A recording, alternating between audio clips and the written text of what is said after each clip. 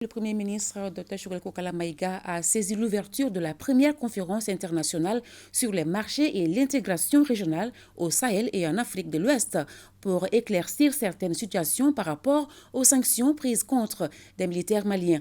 Pour lui, personne ne pourra dévier le Mali de sa trajectoire. Nous l'écoutons au micro de Abdul Karim Kaba.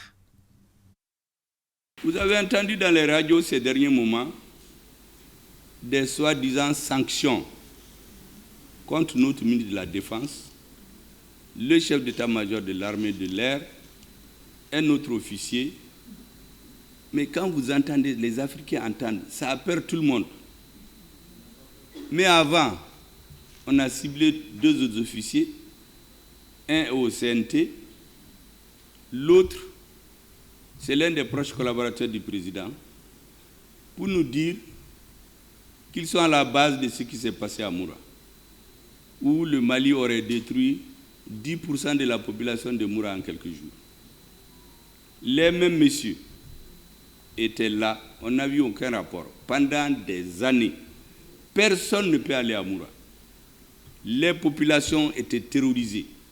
Les femmes étaient retirées de leur maison. Les enfants, ils reviennent. On obligeait les gens à faire ce que les autres veulent.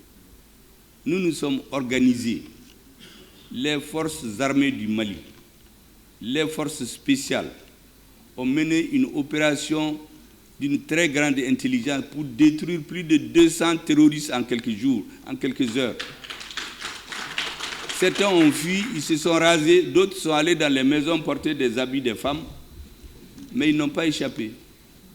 Et puis après, on nous dit qu'il y a un monsieur qui était dans un satellite, je ne sais quelle orbite, qui aurait vu que 10% de la population de Moura a été massacrée et ils étaient tous des peuls.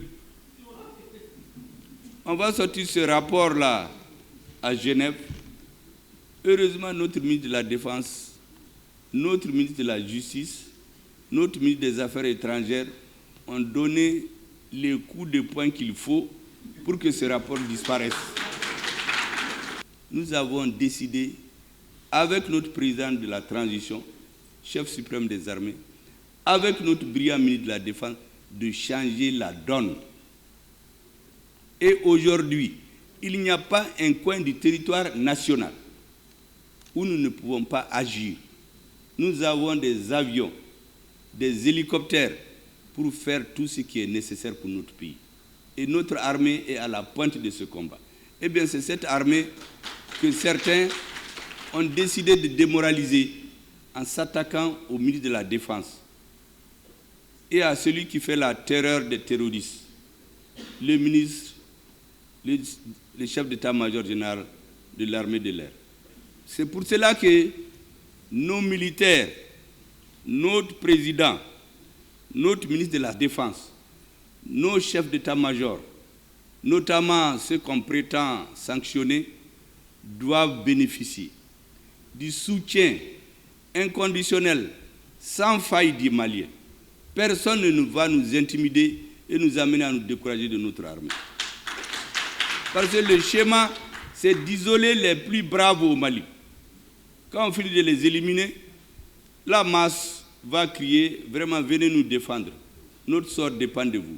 Le sort des Maliens ne dépendra de personne qui viendra d'ailleurs. C'est les Maliens qui vont décider qui va, dans les mains de qui ils vont mettre leur sort. C'est parti depuis ce matin pour la première conférence internationale sur les marchés et l'intégration régionale au Sahel, en Afrique de l'Ouest.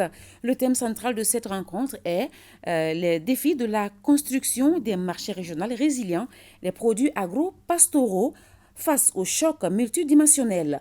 Le chef du gouvernement qui a présidé la cérémonie d'ouverture a salué cette initiative de l'organisation sous-régionale, le SILS. Le point avec Abdul Karim Kaba. Diagnostiquer et faire des propositions contre l'insécurité alimentaire d'une part et renforcer les liens commerciaux entre les États du Comité permanent inter-État de lutte contre la sécheresse au Sahel, SILS, d'autre part, tel est l'objectif de cette conférence.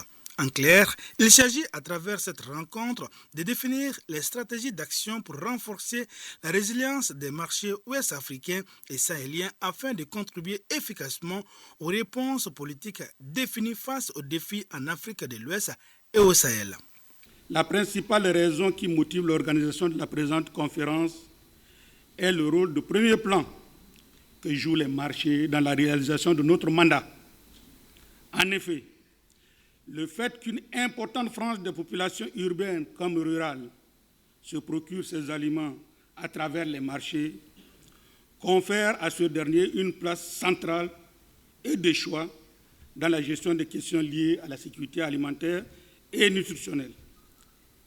Conscient de cette réalité, le CIL s'est très tôt investi dans les appuis aux pays, aux organisations intergouvernementales et aux partenaires pour leur doter donc de dispositifs nationaux performants de collecte et d'analyse de données sur les marchés pour en cerner le fonctionnement en lien avec la sécurité alimentaire des populations.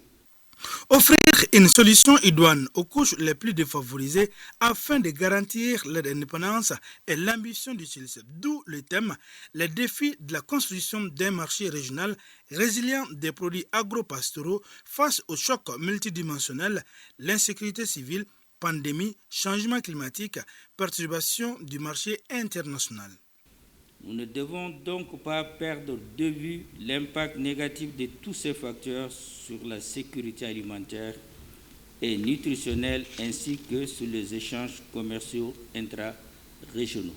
Vous conviendrez avec moi que les économies de la région peinent à se relever des conséquences de tous ces facteurs. La région est maintenant confrontée à de nouveaux défis exacerbés par le conflit russo-ukrainien. Ces économies risquent encore d'être touchées par le durcissement de la conjoncture mondiale et une réduction des flux financiers étrangers vers la région. C'est une bonne initiative et les Maliens sont fiers d'accueillir leurs frères pour parler de développement. C'est en ces termes que le Premier ministre a introduit son discours.